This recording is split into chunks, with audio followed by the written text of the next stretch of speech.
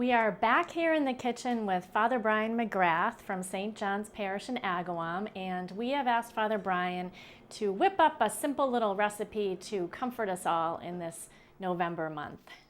So, Father Brian, thank you. Thanks, Sharon. Yeah, when you asked me to think about a comfort food, one of my favorite meals is carbonara. Mm-hmm. And in the month of November, it's also a nice thing to cook up for me because I learned this recipe from a little Italian priest on the island of Elba. Aww. And he's now passed away, but as I cook it up, I think of him and all the things he did as a priest, and then he taught me how to cook a few awesome meals. So this is the recipe I learned from him on carbonara. Good. So carbonara starts with pancetta, a little bit of Vidalia onion. We have our basil, we have our garlic, some red pepper, spicy pepper, some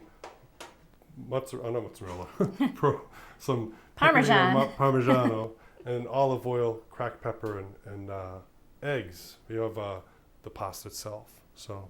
And this is not a light meal. Well, it's a comfort food, so it's about as hearty as you can get. But I sometimes I think of it as bacon and eggs for supper. Oh, that's a good analogy. I like that one. And I think, when the winter months are approaching, to have those, kind of hearty, sustaining comfort meals is really nice. Mm-hmm. So. I know, because as soon as we change the clocks back, I automatically start feeling sad because it's dark earlier and the night seems so long and you don't have a lot to do outside. You can't go out and mow your lawn. So this is a good thing to be able to do, to cook a meal. Yeah. So let's get started. Okay. So I'll take the pancetta. It's already been diced into little cubes. We'll fry it up a little bit. And you don't need to add any oil to the pan, right? Neither do you need to add oil, nor usually, it depends on what cut of pancetta you have. Do you have to strain it afterwards? Uh-huh. Like sometimes if you use bacon, it'll produce a lot of grease. Oh, and you have to drain off the grease. So as our pancetta is cooking up, what I'll do is I'll take the other ingredients that we need to add to it, and we'll slowly add them in. So one of the things that we'll do is our basil. Mm-hmm. And we take the basil, and it's just a few leaves. We need to open up the flavor, just chop it up.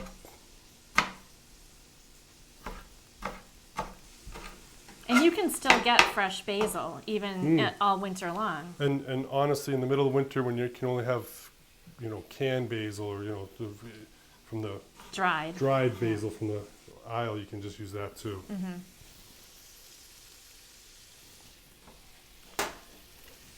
So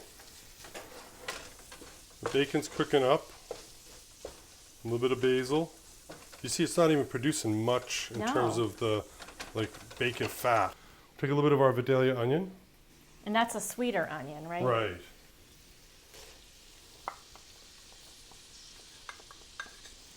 And it looks like you did a rough chop. It's not fine. Again, yeah, the coarse, like a diced your onion up. Mm-hmm. And then a little bit of garlic. This is just a lot of garlic. I'd probably put about a tablespoon into it. Uh-huh. But it's to taste, so if you like a lot of garlic, go at it. Do you want to keep your friends away for a few days? Well, I'm celibate, so. Well, you can keep everybody away. There we go. A little bit of crushed red pepper. And again, to taste. Mm-hmm. I tend to use a lot of it because I like spicy food, but it's what you like. A little bit of cracked black pepper.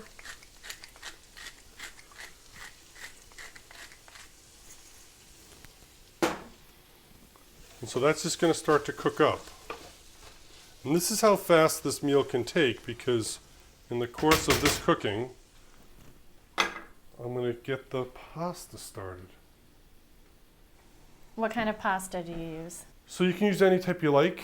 I usually do spaghetti, and this is a thin spaghetti. I tend to like it a little thinner. The trick with cooking spaghetti in Italian is we call it al dente. You don't want to overcook your spaghetti. So when you think this is about 6-8 minutes away from being ready, then you add your spaghetti to the hot water. Mm-hmm. So that's going to let the water come to a boil.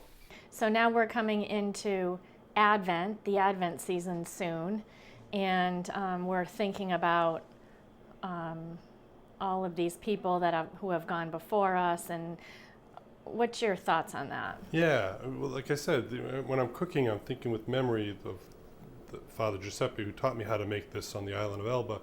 But in this month of November, we're thinking of all souls and all those who've gone before us. And, now they're gathered around the banquet table up in heaven. And what we do is share a meal on earth in memory and our foreshadowing what we share one day up in heaven. And this month of November will lead us right to our Advent season, and now soon the Year of Mercy that'll start up on December 8th. And so as we draw to the close of November, we'll be starting the preparations for Christmas and invoking God's mercy. It's going to be a great year. It is. And what a great recipe for it. Thanks.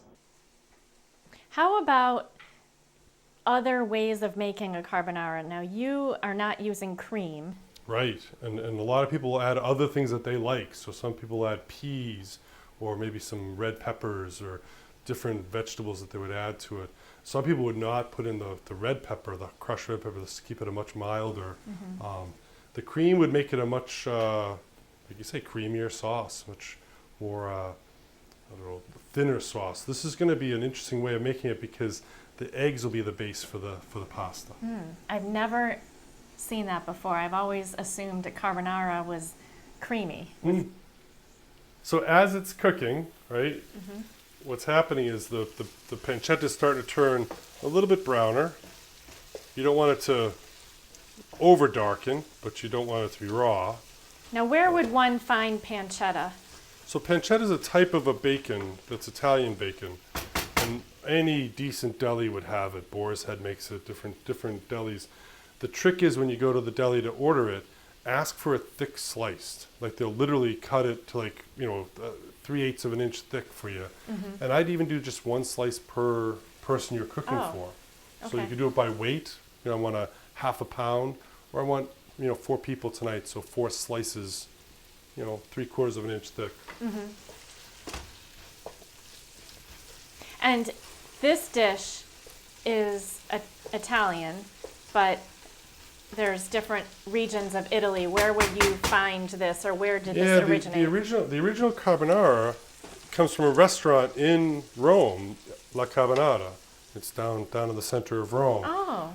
I never made enough money as a seminarian to eat there, so we got a great chance to. We go to different places, and this little priest Giuseppe, my buddy Giuseppe up in the island of Elba, he taught us how to cook it according to his family tradition. And Elba's a little bit outside of Rome, sort of to the northwest of it, but it was just such a great recipe. I've always cooked it this way since. Well, we're going to add a little bit of the olive oil now that it's getting close. It's almost a full cup if it's 4 people. See, it's almost like an oil-based sauce. Okay.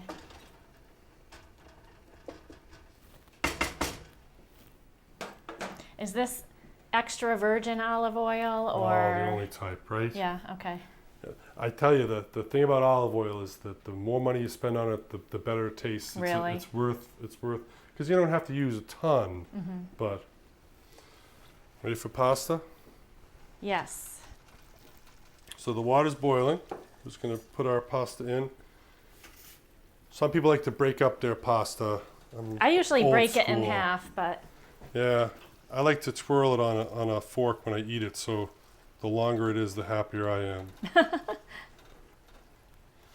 And again, you pick what you like best. You can make this with penne, you can make it with a sort of a cut pasta, or you can make it with a thinner, maybe angel hair, or a thicker pasta, thicker spaghetti.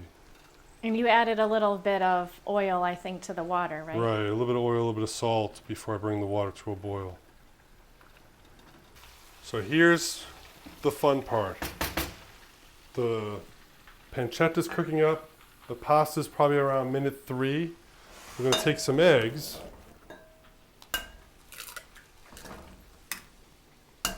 And again, 4 people, so I'm doing 4 eggs. Oh, one-handed egg cracker. No, You're a this is- professional, Father.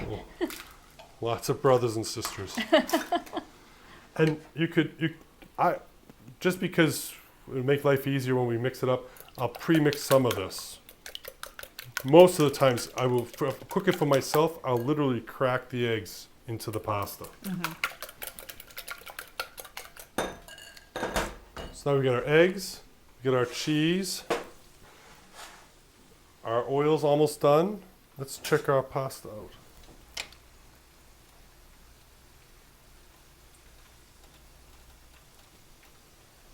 So you can tell it's a little bit soft. You're supposed to throw it against the wall, and if it sticks, then it's done, right? Then you're gonna wash my walls. No, another minute or so. Again, al dente. I'd rather have it less done than overdone. All right. So here's how it works. So we've taken our pasta, we've strained it, we put it right back into the pan. Take our oil mix. See how it's nice and browned up a little bit? Ooh, delicious. This smells so good. That keeps the pasta from clumping up, from sticking together.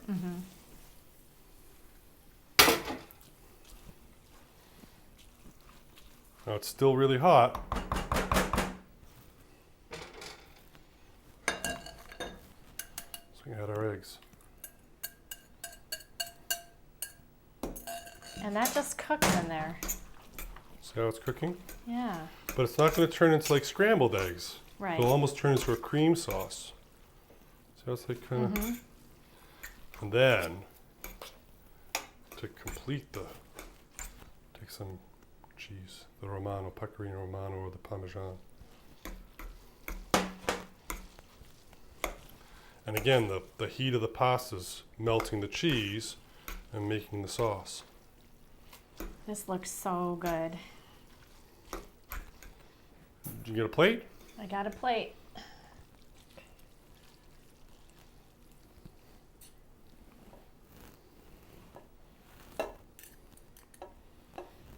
Track down a few of those pieces of pancetta. Beautiful.